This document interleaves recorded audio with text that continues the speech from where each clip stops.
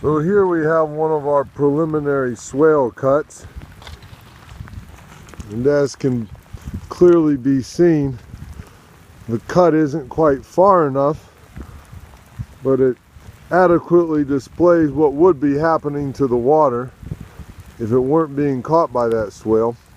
We'll continue it on a little further later on, but the water is flowing off of this hillside and across that roadway.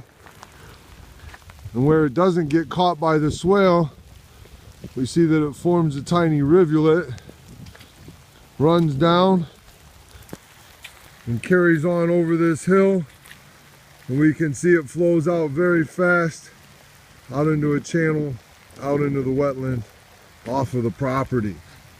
Unused water. But where it is diverting and being caught by the swale, we can see that this entire elevation here is flowing down into the swale, being captured and carried out of the valley towards the ridge.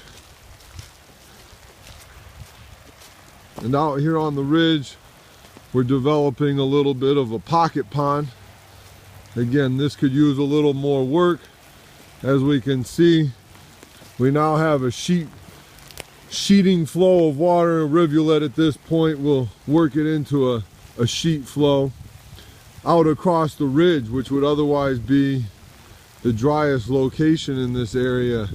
We're carrying water out of that valley and holding it here on the ridge where it can seep in, feed the roots of any plants that we plant on this hillside. But more importantly, the water's staying on site and recharging groundwater instead of running off over into that stream as it would have in other conditions.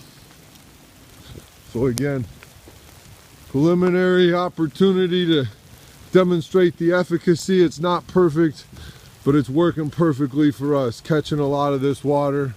Clearly we need some more holding capacity down here, but again, we've captured a lot of water which would otherwise have run off the site.